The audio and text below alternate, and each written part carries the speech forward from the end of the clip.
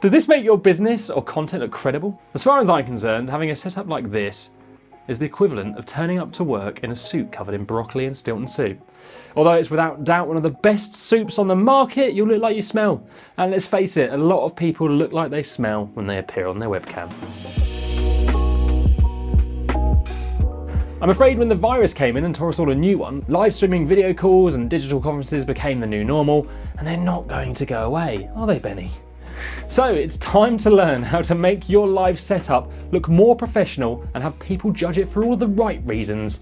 So let's start with the cameras you might use first. So what you're watching right now, this is actually what my live video calls and streams look like. Unfortunately, I'm using a Sony A7, which is about £4,000 with the lens. Bad news, I know. Now, if I didn't own a production company, I probably wouldn't own this. If it minted, get one. Otherwise, you could use a camera like this, the Sony A6500, which secondhand you can get for about £500 to £800, or just an HD webcam like the Logitech C992 Pro for about 100 smackers. And I think you're going to like this, but that old GoPro you've had lying around for years and never really used could start to make its money back for you on lives.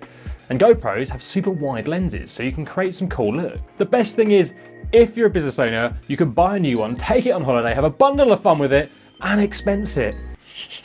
Don't tell anyone.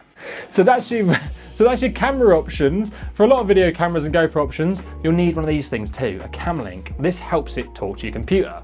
Webcams that are built in just don't really cut the mustard. So here are some pros and cons to each camera option mentioned to help you decide how to upgrade. Let's start with DLSR and Mirorless cameras, webcam pros.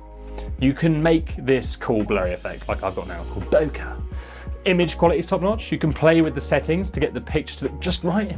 You can hook mics up to them and then connect one source to the computer, meaning there's less faff, and you have a good camera for your photos and other videos. The cons, you need to learn how to use them. You can just put it on auto, but sometimes auto looks like this. Auto does not mean good. You'll need to learn about shutter speed, ISO, and aperture, and if you're low on time and interest, it might put you off using them or make it all too hard. You're going to need lenses too, and there are loads of different types, and that's even more confusion. And then there's the cost. It's an expensive option. You can go second hand, but it's still not the cheapest. Cam links are something else you need to consider. Most cameras need a device to convert a signal to work with a computer. They are overpriced, expensive. And then the setup. Would you leave a £4,000 camera set up behind your computer all of the time? No, you'd probably pack it down in its box, and that's more hassle. So now let's look at external webcam pros. Setup's a lot easier. You can customize the image too, but you don't need to spend hours trying to figure out how to do this. It's also plug in and go. These things are designed to go into your computer, so you don't need things like cam links to get them working. And then you can just leave it set up too. The cons, well, the image isn't as good as a proper camera. They're nice and crisp, but getting that cool blurry look behind you like this means you might have to use software to do so, and it's not that convincing. There are workarounds, but it's more effort. And then the mics are con. Some have mics built in, but many don't, which means you have to have more wires and more gizmos going to the computer and more faff. So what are the GoPros pros? GoPros pros. Everyone on the planet Earth has a GoPro already, pretty much, so try that first before you waste money on other cameras. It might be all you need. Its wide lens is also quite cool, and it can give you some nice looking shots, and you can take it surfing after your webinar, which you can't with Logitech. Then there's the cons. Well, depending on the model, you might be stuck with only a very wide option. So you need to look to the newer models to ensure you can actually zoom in, or saying that, you could do it in the software too. So it might work. And the other con is the mic. So now let's look at your lighting. This is important. So this is me with just the lights from my office on, nothing else. These horrible overhead lights. Looks awful. This is me with some lighting. Now the good news is my lighting setup cost 20 quid. Now let's caveat that. We're going for professional here, not perfect. I'm lucky enough to have a window just here that doesn't get much direct sunlight come flooding through, which means in the day, the light's always pretty even and it won't blow out my cameras. So I can use a cheap light like this. In an ideal situation, you'll block off all of your natural light and turn off the lights above you. These overhead lights give people that kind of smelly look I mentioned. So this light here is a cheap ring light from Amazon, and I've got a pillowcase on it just to make the light softer. There we are. See that? Pillowcase slice, that is literally it. I position it at a 45-degree angle, the direction of my face, and that's it. Sometimes I might bring in another light which is behind me, but recently I've been mega lazy and this is working for me. I can't advise on your individual setup in a video, but if you want to keep costs down, one light, 45 degrees, just like that I've just showed you, it'll do the job. And what that does is the background might be a bit darker, but it might hide some mess and you'll stay in the spotlight. Mics. So this is the place to invest. You have a few options. A condenser mic like this, a lapel mic like this, or a shotgun mic, which I don't have with me at the moment, but I'll show you an image like this. Let's do a quick pros and cons. Now, the condenser mic. These are what podcasts get recorded on. You can purchase ones that just go straight to USB. Your video calling or live stream software will pretty much recognize it instantly. The pros, a Rode like this sounds crisp. They don't tend to pick up too much background noise, and I don't think they're expensive. I expect to pay about £100 to £200 for a good one. You can then finally make that podcast you've been putting off since the days when not everyone had a podcast. The cons, or the arm thing, it's annoying. It's like a puzzle. Okay, so you don't actually have to have an arm thing like this. You can get a simpler setup, but you do need to get it quite close to your mouth and they can cover your face, which means having it in shot, but actually that's quite a cool look now. You might not want this though if you want to keep your shot clean. So lapel mics are next. So this is the Rode Video Wireless lapel.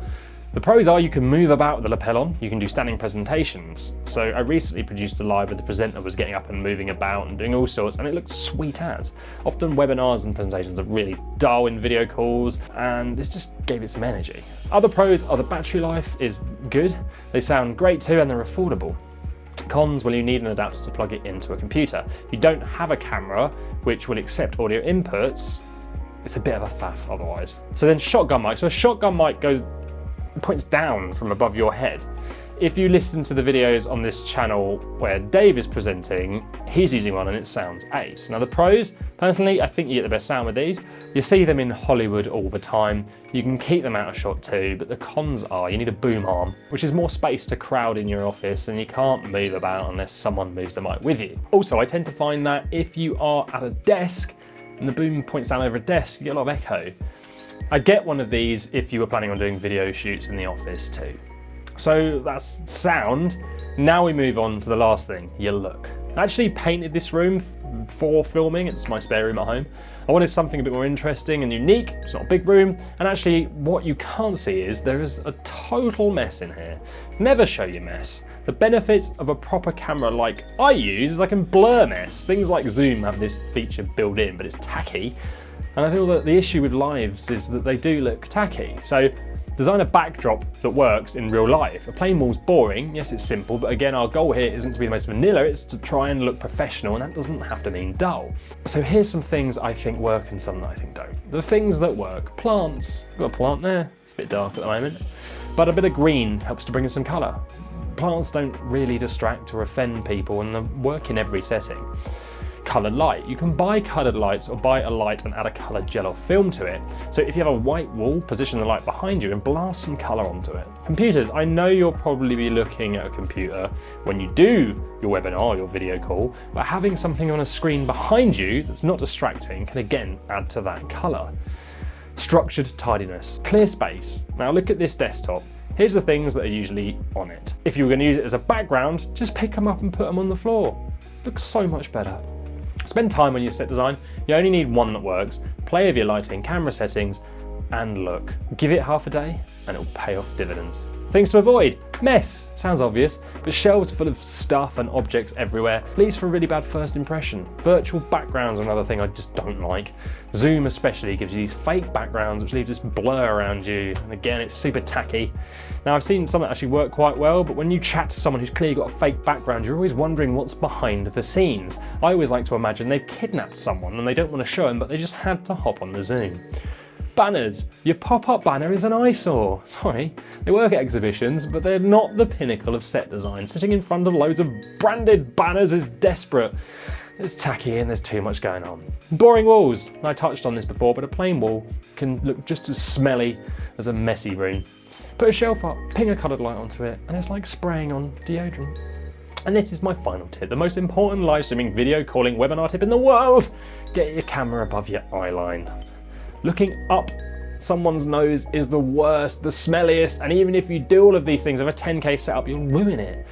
You want to be looking up at your camera, not down.